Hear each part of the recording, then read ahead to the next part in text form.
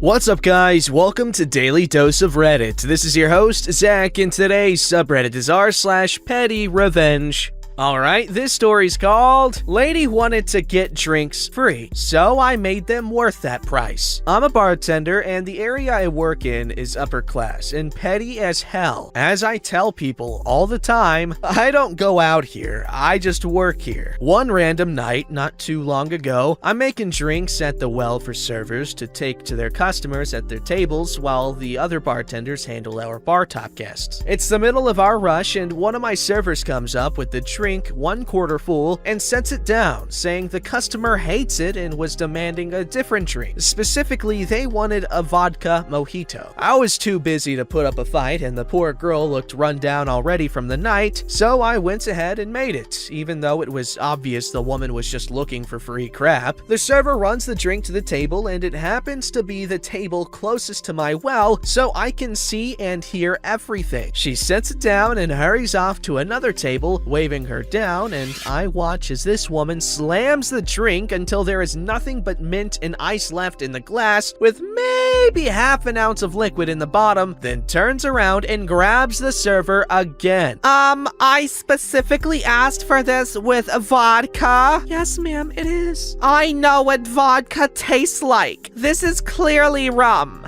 Tell your bartender to make it right this time. I'm not paying for this. The server tried to say something but was rudely cut off and told to get it remade again. So she picks up the glass, walks over to me. I'm so sorry, OP, she starts, and I immediately tell her it's okay. I saw the whole thing. Girl, don't worry, I got you. So I remade the woman's drink. One virgin mojito coming up. Nothing but mint, lime, simple, and soda water. I cannot explain the satisfaction we both felt when that drink hit the table and we watched this woman sip it and go, now that is vodka. You get what you pay for. Edit, since people are wondering, she ended up getting one drink comped off, that drink being the virgin one. She paid for the others. Haha. Hey, morally unambiguous revenge against a snobby McSnobberson. I dig it. Okay, so this story is called Neighbor Kids Try Picking on My Brother. I dumped poop on them. Obligatory. This happened years ago when we were both kids. That makes it a lot better, because if it was adults, it'd be weird. Can you imagine like a 40-year-old dude, like, you know, defending his brother from like kid bullies, and he's like, hey, hold my beer, and he takes his beer out of his plastic sack that he got from a gas station, takes a dump in the bag and just dumps it on the kid. I kind of want to see that now. So not long after I moved into town, my little brother started to get into all sorts of tussles with the neighborhood kids, who generally behaved like rabid animals. We didn't quite know how to fix this because they had been there for a long time, and their parents didn't particularly care to discipline them. Unfortunately, our new house had all sorts of problems with it, one of them being a leaky toilet in the upstairs bathroom, also known as my brother's room. We kept a bucket underneath to catch all the leakage so it wouldn't ruin the floor. Well, one day, the neighbor kids were shouting inappropriate stuff up at my brother through the window. As they stood right beneath the window, a plan formed in my head. I had a bucket of poop water. Why not use the bucket of poop water for justice? So, that's what I did. I opened that window, opened that screen, and dumped that bucket of poop water all over them. Weirdly, the bullying stopped. Bro, no,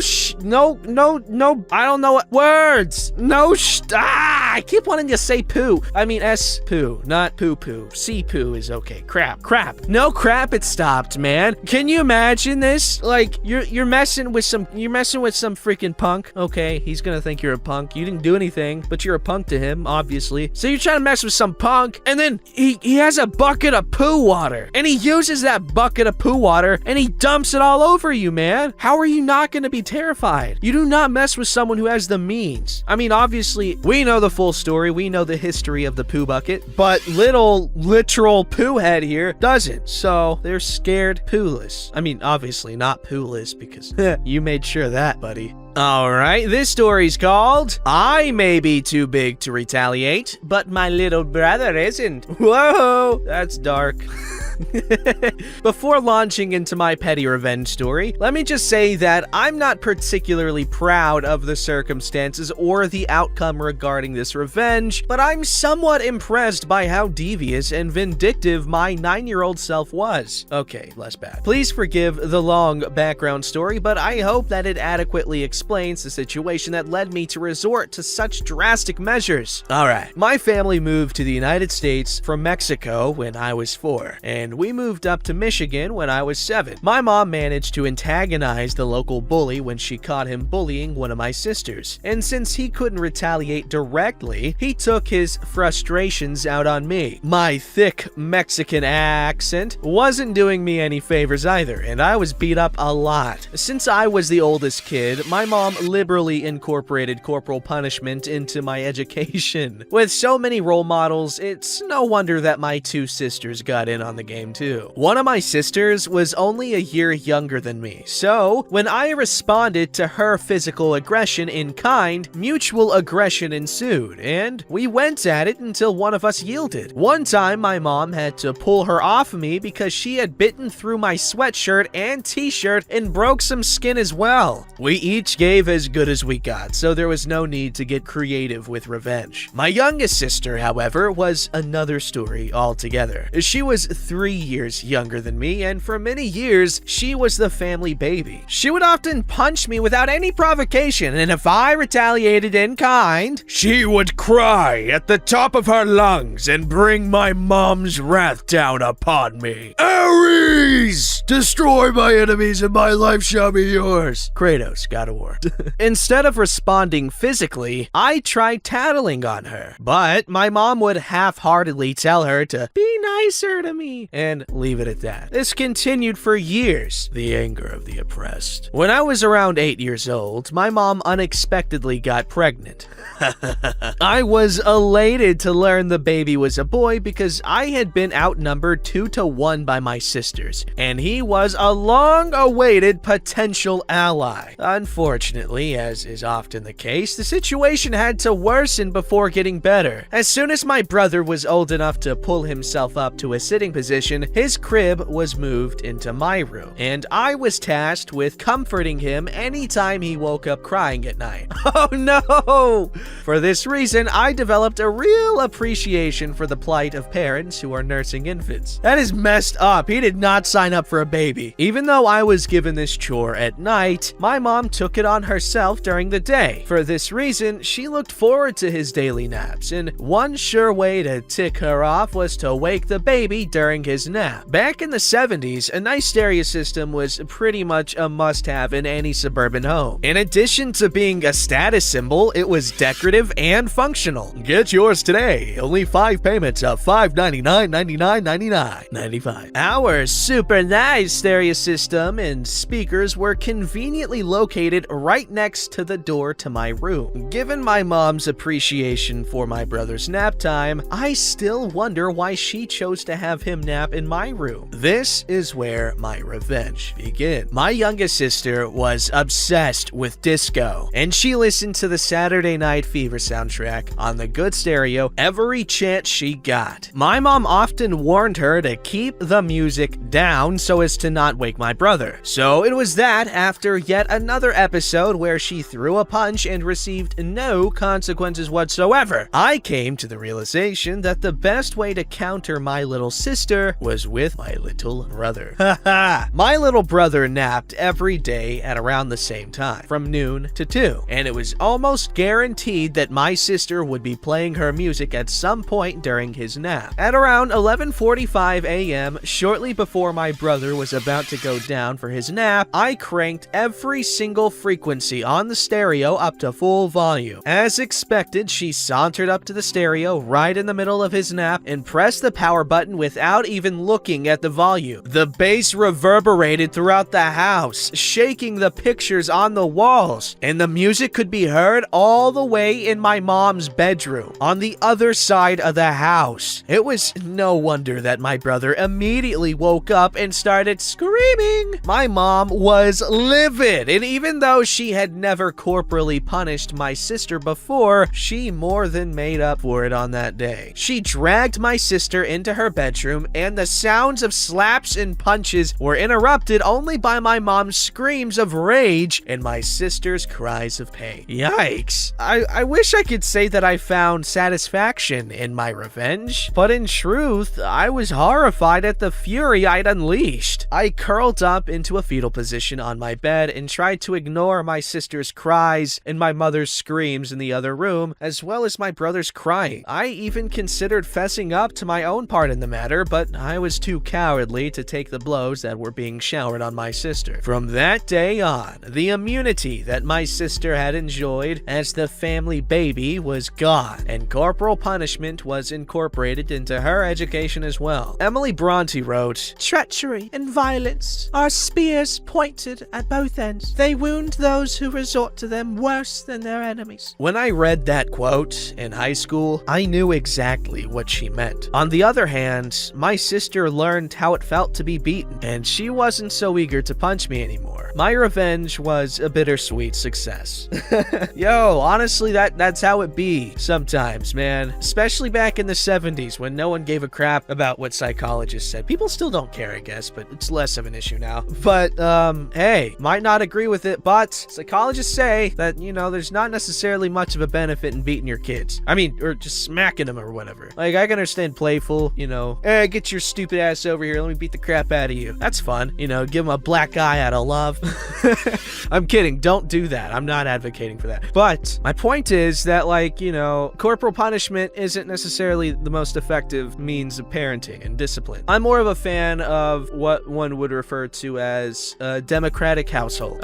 It encourages independence, which is important if you want to be a functional person in anything. It encourages kids to grow up learning how to be reasonable and learning to reason with others. Anyway, OP was really clever here, really good revenge. And it's really good that he was able to reflect on, the larger consequences of it, which is, I feel, one of the fundamental reasons why we share stories, so that we can extract lessons from them. But no one's gonna ever listen to them. It's gonna be like, wow, my life's changed. I'm a completely different person for 5 minutes. Then you're just gonna watch something else and just completely forget about it forever until it shows up in your recommended or something like 3 years later, and you're like, wow, my life changed all over again for 5 minutes. Alright, Ski, this story's called "Won't Allow the Bartender to Turn Down the Jukebox Volume?" Okay, listen to music you didn't play. So this happened to me about 8 years ago. I finally turned 21, and my parents wanted me to shoot on their teams in the bar dart leagues. One was a Thursday night league, and one was a Friday morning league for the third shifters that started at like 8 or 9 a.m. Because I shot the night before, I was generally hung over for Friday AM League. And I am by no means a morning person in general, so I'm typically crabby for the first few hours of being awake, and on this particular day, we had to shoot at this bar that I did not care for. When we started to shoot our match, this dude on the other team decided to start playing the jukebox. Normally not a big deal, except that it was at an extremely loud volume, and it was the screamo hard rock music. And this type of music I do not care for, especially so loud, and I'm so hungover. This was also when playing from your phone was still somewhat new, and not many people realized you can skip songs and play without physically going to the jukebox. I had asked the bartender if they could turn the volume down, as there were only 9 people in the bar, 4 people per team and the bartender. The people in the bar were not talking loud enough to justify the music volume, but the dude yelled at me for asking it to be turned down, saying he paid for it, he wants to listen to it loud. Being this was their home bar and he was probably a regular there, the bartender sided with them. After the second song, I couldn't take it anymore. I signed on to the jukebox app and I loaded my phone with over $40 worth of credits and started playing the most annoying, to the other team at least, it was music I like, non-screamo music I could find. And of course, I paid the premium price, so my songs got to be played next. So his next next song got interrupted with, wait for it, Derry, Barbie Girl. Oh yeah, you know the one. I'm a Barbie girl in a Barbie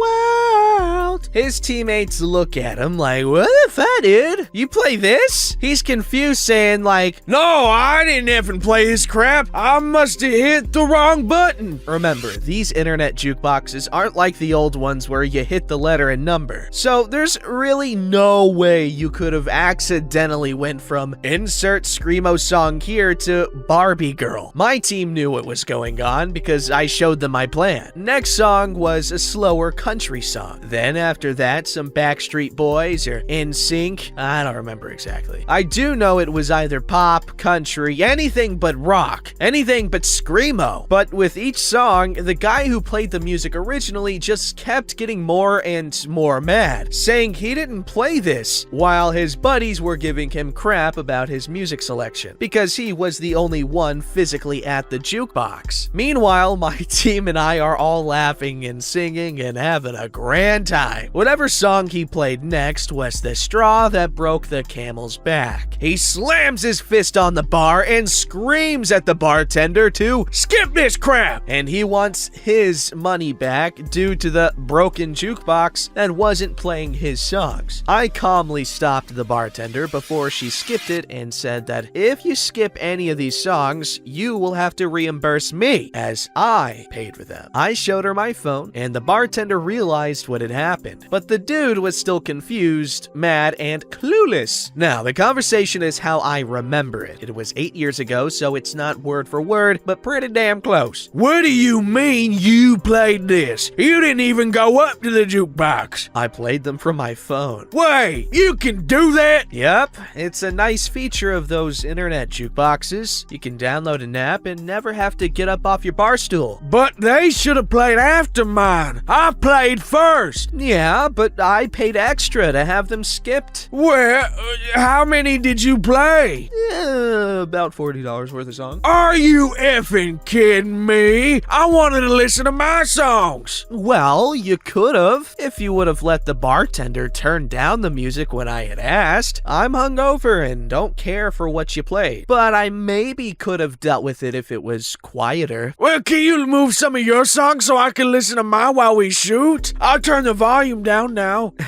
It doesn't work that way. I can't change the order. Well, then I'll pay more and skip your songs. Yeah, that won't work either. Your songs will go to the end of the priority play, but in front of your non-priority plays you had played earlier. This is effing stupid! When will my songs come on? I looked at the app to see how many songs I had left, and kinda guessed at about 3 minutes a song, give or take. About an hour or so after we are done shooting. Dude was so mad, cussing and complaining about the music, but if he would have just been somewhat of a decent human being, he could have gotten his music, and I would have saved $40. Edit number 1, thank you, kind stranger, for my very first award. Edit number 2, thanks for all the awards. And to those who are correcting my grammar or how I spell things or whatever, you can save your time and skip over commenting. I talk how I talk. I type how I talk. I mean, I guess if you want, feel free to keep commenting about the grammar.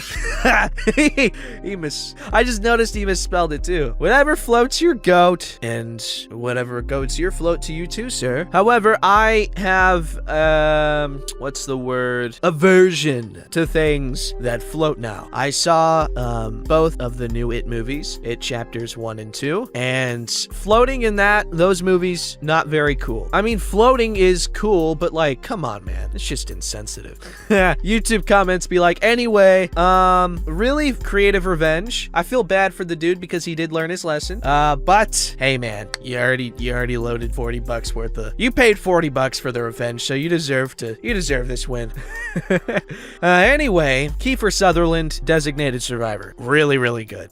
He was also all right in Metal Gear Solid 5, but you can't beat David Hayter. Okay, this story's called Ask Me If I Know the Sex of the Baby When I'm Not Pregnant. I'll make you feel like crap. So, I'm chunky, but I'm not pregnant, just fat. Today at work, a woman customer asks me if I know the sex of the baby. I can think of really sad things and make myself cry. It takes a second, but I can do it. So, I do that and start crying like so others around us can hear. Then I tell her that it was a boy, but we unfortunately lost it a few days ago. The look on her face, I saw that she felt like crap, but she had nothing to say. She was literally left speechless. When she left the store, my coworkers gave me props. It was very satisfying. Maybe she'll think twice about making assumptions about strangers or commenting on their reproductive activity in the future. Don't forget to like, subscribe, and hit that bell to never miss an episode.